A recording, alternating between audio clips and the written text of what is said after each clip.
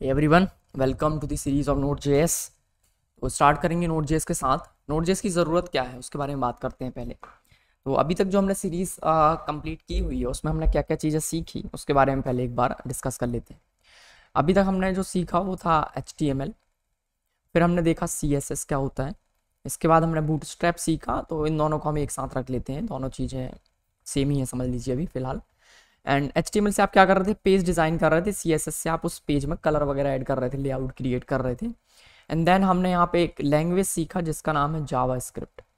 JavaScript क्यों? क्योंकि ये आपके ब्राउज़र पे चलता है, ठीक है। ये आपके ब्राउज़र पे रन हो रहा था जावास्क्रिप्ट। जावास्क्रिप्ट के बेसिक सीखने के बाद हमने क्या सीखा, डॉम मैनिपुलेशन। क्यों? मैं आपको दिखाना चाहता था कि जावास्क्रिप्ट का आप करते क्या हो। तो हमने देखा कि हम किसी भी वेब पेज में जो HTML एलिमेंट्स हैं उस पे हम डॉम को मैनिपुलेट कर सकते हैं। डॉम मैनिपुलेशन करना हमने सीखा। आपने नहीं देखा है तो डिस्क्रिप्शन में लिंक है डॉम मैनिपुलेशन की सीरीज़ का, उसको आप देख सकते हैं। तो जावास्क्रिप्ट में हमने क्या देखा है, एक एप्लीकेशन इसका कि इस जावास्क्रिप्ट की हेल्प से आप अपने पेज को मैनिपुलेट कर सकते हो। जावास्क्रिप्ट की हेल्प से अपने HTML डॉम को मैनिपुलेट कर सकते हो, नया एलिमेंट ऐड कर सकते हो, एक एलिमेंट रिमूव कर सकते हो। इसके बाद आप कोई भी एलिमेंट का कलर चेंज कर सकते हो, डेटा चेंज कर सकते हो, उसका HTTP रिक्वेस्ट सेंड कर सकते हो। ये सारी चीज़ें हम कर सकते हैं जावास्क्रिप्ट से। बट अभी तक जो हमने जावास्क्रिप्ट रन किया वो कहाँ पे किया, क्लाइंट साइड पे। जो भी हमने जावास्क्रिप्ट रन किया हमने वो अपने क्रोम पे किया या फिर अपने वेब पेज पे किया। तो जब हम कोई वेबसाइट में काम करते हैं तो वेबसाइट कैसे काम करता है, कोई भी वेबसाइट कैसे काम करता है। हर एक वेबसाइट में दो चीज़ें होती हैं। एक होता है आपका ब्राउज़र, मतलब कि आपका क्लाइंट, और एक होता है आपका सर्वर। सर्वर क्या करेगा, आप एक वेब पेज के लिए रिक्वेस्ट सेंड करते हो और सर्वर वो पेज आपको रिटर्न करता है। आप facebook.com पे जाते हो, आपने किसी अपने फ्रेंड की प्रोफाइल विजिट की, तो आपने रिक्वेस्ट सेंड किया और रिस्पॉन्स में आपको क्या मिलता है, उसके फेसबुक पेज का लिंक, फेसबुक पेज मिलता है उसको। लेकिन उसमें डेटा डिफरेंट होता है, राइट। अब आप किसी और अपने फ्रेंड की प्रोफाइल विजिट करते हो, फॉर एग्जांपल आपने संदीप की वेबसाइट विजिट की, तो आपको एक नया पेज मिलेगा जिसमें प्रोफाइल पिक्चर संदीप की होगी, नेम नीचे लिखा होगा संदीप।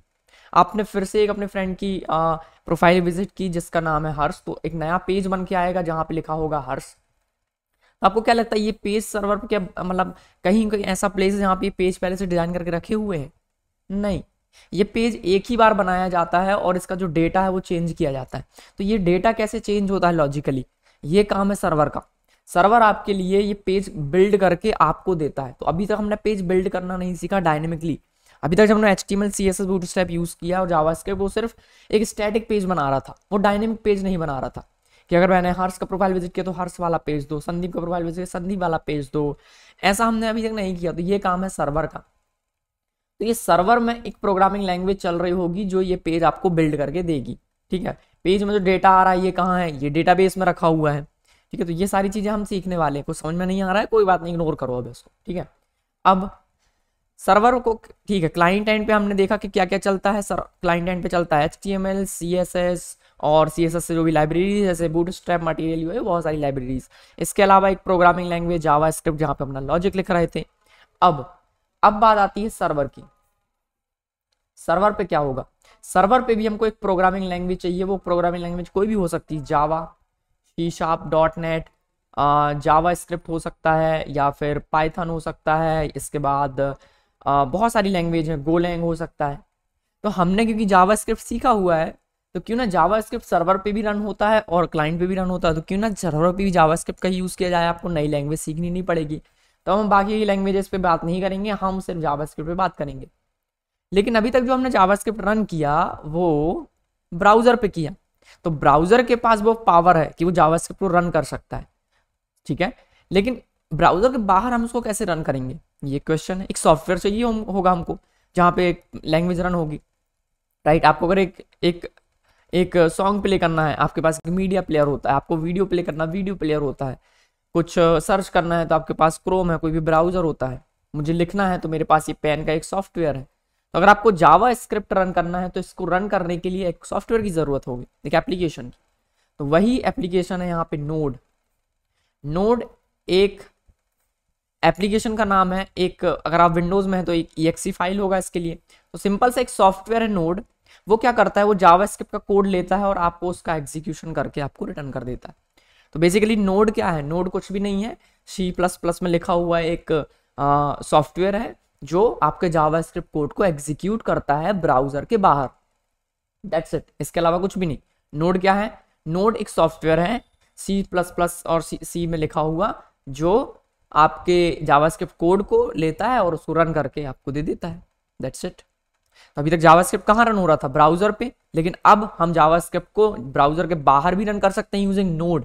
अब क्योंकि नोड जावास्क्रिप्ट को रन करता है तो हमने उसके आगे ऐड कर दिया Node.js। That's it. But initially software का नाम है नोड, हम उसको Node.js बोल लेते हैं। ठीक है, तो Node.js क्या है? नोड कुछ भी नहीं है, नोड एक सॉफ्टवेयर है जो जावास्क्रिप्ट को रन करेगा। अब रन करेगा तो अब देखो हमारे पास कुछ एक्स्ट्रा पावर आएंगे। वो पावर क्या है? HTML CSS और जावास्क्रिप्ट जो हम लिख रहे थे ब्राउजर के अंदर, तो एक लिमिटेशन थी कि आपका जो जावास्क्रिप्ट कोड है वो आपके फाइल सिस्टम को डायरेक्टली एक्सेस नहीं कर सकता, आपके सिस्टम के पोर्ट को एक्सेस नहीं कर सकता, एक HTTP सर्वर रिक्वेस्ट सर्वर नहीं बना सकता। बट अब सर्वर में रन हो रहा है, सर्वर मतलब कि हमारा सिस्टम। तो अगर हमारे कंप्यूटर में, मतलब सर्वर हमारा कंप्यूटर है, ठीक है, हमारे कंप्यूटर में अगर कोई कोड रन हो रहा है तो उसके पास पावर है कि वो हमारे पूरे कंप्यूटर को एक्सेस कर सकता है। इससे फायदा क्या होगा? इससे हमारे पास डेटाबेस का कनेक्शन मिलेगा, फाइल का एक्सेस मिलेगा। मेरे सिस्टम में अगर कोई फाइल रखी है तो मैं उस फाइल को रीड कर सकता हूँ, राइट। तो अब हम अगर सर्वर में जो भी जावास्क्रिप्ट कोड लिखेंगे उससे हम फाइल्स को रीड कर पाएंगे, हम HTTP रिक्वेस्ट सेंड कर पाएंगे, हम पोर्ट को एक्सेस कर पाएंगे। हमारे सिस्टम में बहुत सारे पोर्ट्स होते हैं, राइट, 655 समथिंग, तो वो सारे पोर्ट्स हम एक्सेस कर पाएंगे। इसके अलावा जो भी चीज़ें आपके सिस्टम में होती हैं सर्वर से रिलेटेड, वो सारी चीज़ें हम यहाँ पे कर पाएंगे यूजिंग Node.js, क्योंकि अब जो जावास्क्रिप्ट कोड है वो सर्वर पे रन हो रहा है यूजिंग Node.js। तो अब यहाँ पे हमको सीखना क्या है? हमको सीखना कुछ भी नहीं है, हमको सीखना है कुछ फंक्शंस, कुछ पैकेजेस जो सर्वर पे बस रन होते हैं। जैसे कि जावास्क्रिप्ट में हमारे पास एक पैकेज होता है, यूटिलिटी पैकेज। अगर हमको 2 नंबर को जोड़ना तो कोई पैकेज होगा, लोड ऐसे एक पैकेज है, लेकिन वो क्लाइंट पे रन होता है। ठीक है, फाइल रीड करने के लिए कुछ कोड है जो कि पहले से लिखा हुआ रखा हुआ है, Node.js ने हमको दिया है, उसको हम यूज करना सीखेंगे। कैसे सर्वर क्रिएट करना है वो हम सीखेंगे। तो जो भी नोड साइड पे जो भी कोड चलने वाला है, मतलब जो भी सर्वर साइड कोड चलने वाला है, उसकी जो लाइब्रेरीज है वो लाइब्रेरीज को हम पढ़ने वाले हैं और अब उसी को बोलेंगे कि हम Node.js सीख रहे हैं। ठीक है, Node.js सीखने वाली चीज नहीं है, हम लाइब्रेरीज सीख रहे हैं। नोड क्या है? नोड एक सॉफ्टवेयर जिससे जावास्क्रिप्ट रन करेंगे, दैट्स इट। तो जब हम बोलते हैं Node.js सीख रहे हैं, इसका मतलब ये कि सर्वर साइड रन होने वाली लाइब्रेरीज को हम सीख रहे हैं, दैट्स इट। ठीक है, तो मैं आपको दिखा देता हूँ क्या मतलब है यहाँ पे।